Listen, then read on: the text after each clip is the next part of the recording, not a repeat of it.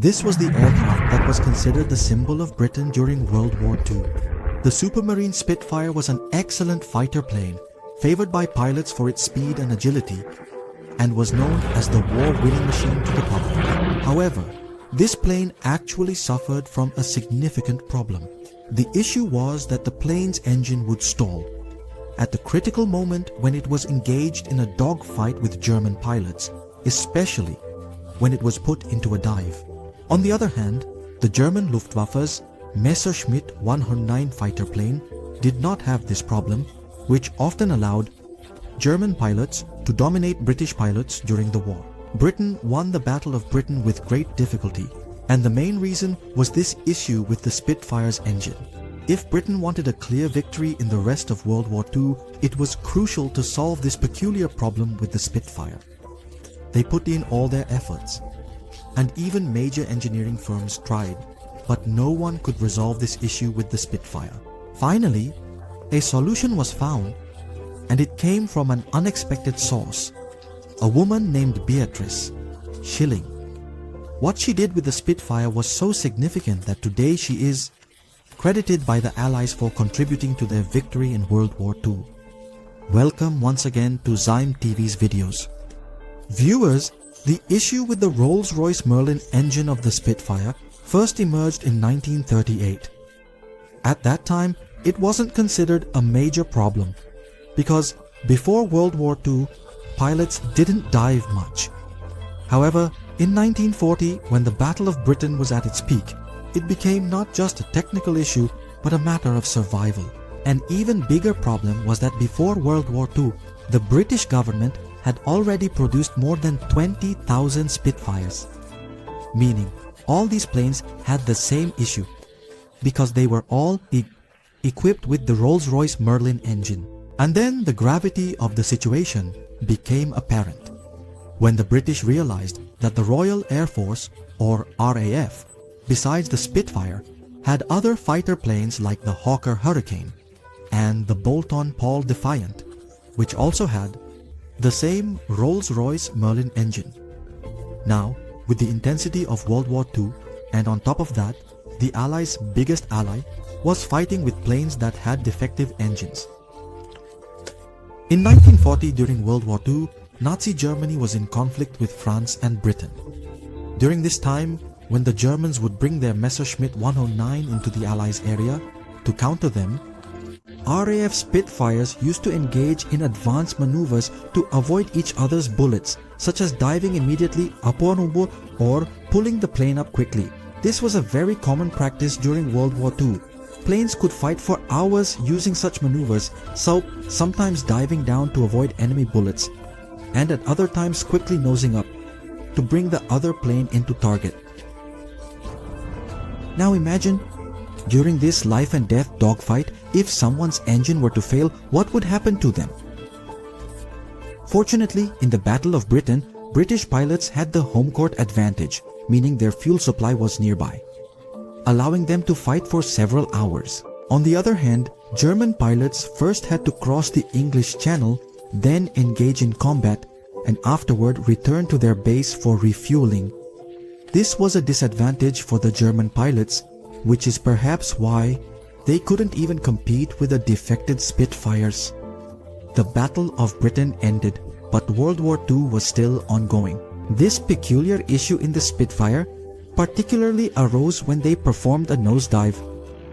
When an aircraft rapidly descends in freefall, anything not firmly secured, such as the blood circulating in the pilot's body and the fuel in the engine's carburetor, is affected. Gravity, or the Earth's pull, does not act on it, causing it to move upwards instead of downwards. Unfortunately, in the Rolls-Royce Merlin engine, the fuel outlets in the carburetor were positioned downwards. So, when the aircraft rapidly performed a nosedive, the fuel in the carburetor would move upwards, away from the outlet. During this time, the engine would not receive fuel, which would either cause the aircraft's engine to shut down or start sputtering until it leveled out again. To solve this problem, the task was entrusted to some of the best minds in the world at that time.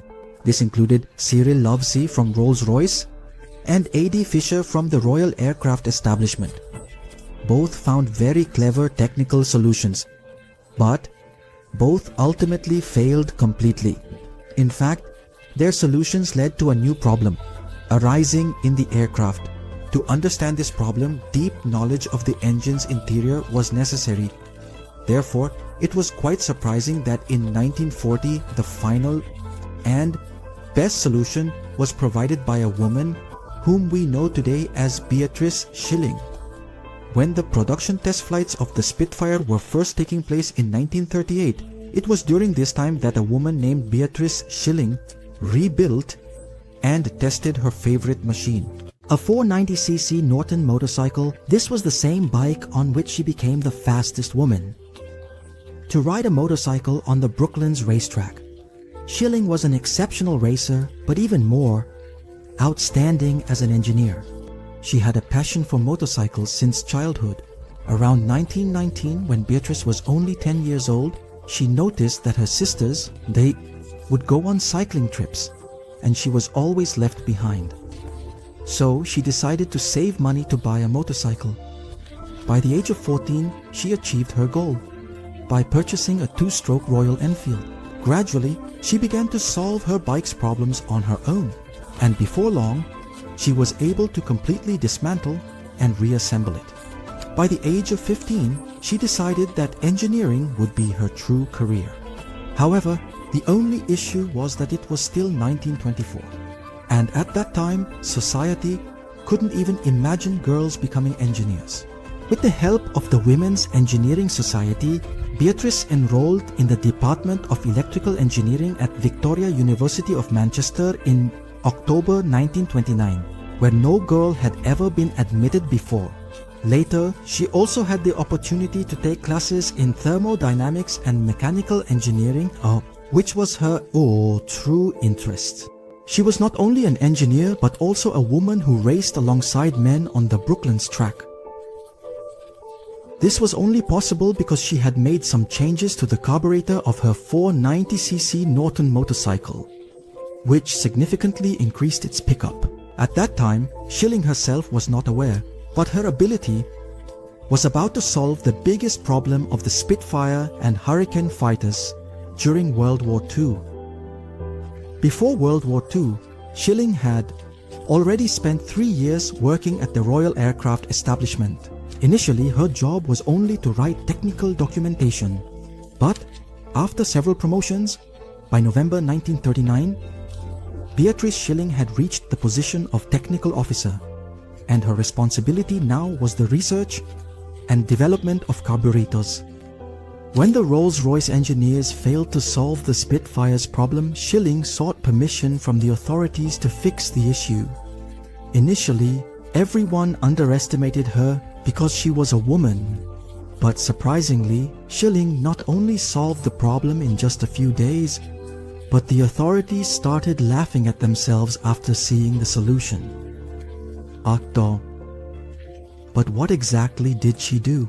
Schilling designed just a small brass restrictor, which had there was a meter-sized hole, and then, when the plate was fitted into the carburetor, the aircraft's problem was largely fixed. The biggest advantage of this solution was that this brass plate could be fitted into the aircraft while standing, meaning it was not very time-consuming. Now the biggest issue was to go to different bases and install it in the Spitfires. For this task, Schilling used her Norton bike and went to various bases to install this solution in Spitfires and Hurricane fighters. Schilling's solution was so successful that it was named Miss Schilling's orifice. This small plate didn't completely solve the pilot's biggest problem, but it significantly alleviated it. Later, Schilling designed an entirely new carburetor for the Rolls-Royce Merlin, permanently resolving the issue. After winning World War II, the pilots credited Schilling's expertise for their success. Ultimately, in recognition of her efforts, she was awarded the Order of the British Empire, OBE. Instead of leaving engineering after World War II, Schilling began working on new and advanced military projects. By the 1950s, her work had expanded into new fields such as rocketry, ramjets, and guided weapons. In 1955, Schilling was appointed as the senior principal scientific officer at the Royal Aircraft Establishment. Beatrice Schilling was not just a mechanic or engineer, she was an enduring character who was opening new doors for women in engineering. Even today, it is well acknowledged that if Schilling had not been there during World War II, the world map might not look the way it does today. Bye, bye, face. We hope you will like and share this video from